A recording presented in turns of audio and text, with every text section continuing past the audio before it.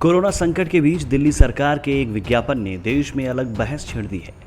लोग दिल्ली की केजरीवाल सरकार पर सवाल खड़े कर रहे हैं। लोगों का सवाल है कि क्या केजरीवाल और उनकी सरकार सिक्किम को भारत का हिस्सा नहीं मानते।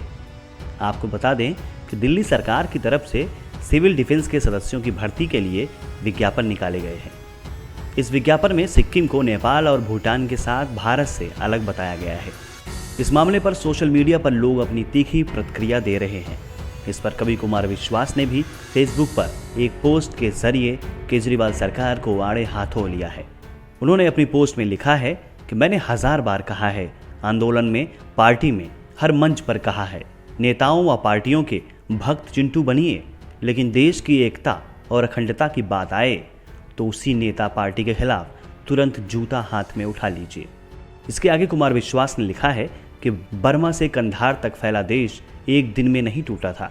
देश के गद्दारों और बाहरी हमलावरों ने मिलकर सुनियोजित रूप से सैकड़ों बरस कोशिशें की थी और हम टुकड़े टुकड़े हो गए। अंदर के लोगों ने दरवाजे खोले हैं, तब भारत माता के आंचल पर बाहरी लोगों के गंदे पैर पड़े हैं।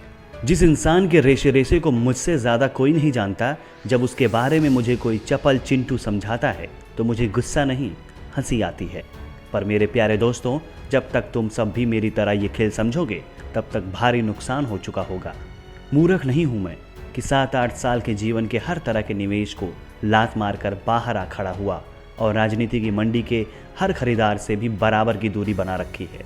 उन्होंने आगे लिखा है कि सब जानते हैं कि चीन को हर हाल में सिक्किम पर अवैध कब्जा चाहिए, और यह बात भी पार्टी सरकार में हर आदमी जानता है कि छोटे से छोटा विज्ञापन वहाँ कौन फाइनल करता है। पर चैनल विज्ञापनों के दबाव में चुप हैं। सरकारी व अकादमिक कृपा से विभूषित बुद्धिजीवियों की खामोशी पर पद व पुरस्कारों का पहरा है। मतदाता फ्री के लोभ में चुप हैं और हम सब इसलिए कुछ नहीं कहते क्योंकि हमें खामोशी में सुविधा है। अकेले हम जैसे कुछ पागल हैं जो हर पार्टी के गलत पर जोर से बोलने लगते हैं। हे भारतीयों, रहिए आप सब हिंदू मुस्लिम में फंसे, पर खेद है कि तब तक देर हो चुकी होगी। सिक्किम को लेकर कुमार विश्वास ने लिखा है कि सिक्किम को भारत से अलग धीमे से बता देने की हरकत पकड़ी गई, पर दर्जनों बातें धीरे से चालू हैं। मई 16, 1975 से सिक्किम भारत का 22वां राज्य बन चुका है। फिर उसे भारत से अलग बताने की होशियारी? आप सबको पता है ये किस लंबी योजना के लिए है और किसकी होशियारी है। देश की इतनी बड़ी बड़ी परीक्षाएं पास करने वाले को सब पता था कि देश में सिक्किम है या नहीं, पर चाहे सेना के शौर्य का सबूत मांगकर पाकिस्तान को फायदा पहुंचाना हो या देश तोड़ने में चीन की मदद करनी हो, उसका आखिरी मकसद क्या है या उस जहरीले आदमी को पूरा पता है। और हंसो देश प्रेमियों कि वह अपने अभियान में सफल भी हो रहा है। एक शायरी से अपनी बात खत्म करते हुए कुमार विश्वास ने लिखा है कि अपनी हर गैर मुनासिब सी जहालत के लिए 12 तू जो ये बातों के सिफर तानता है, छल फरेबों में ढके सच के मसीहा मेरे, हमसे बेहतर तो तुझे तू भी नहीं जानता है।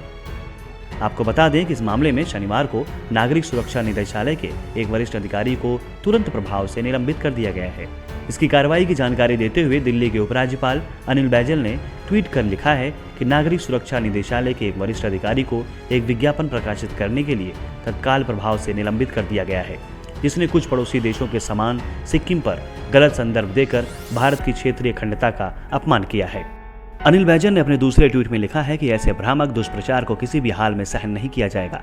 इसके साथ ही एलजी ने बताया कि आपत्तिजनक विज्ञापन को वापस लेने के लिए तुरंत निर्देश भी दिया गया है। अर्पिता लोक Mishra, news room post, Delhi.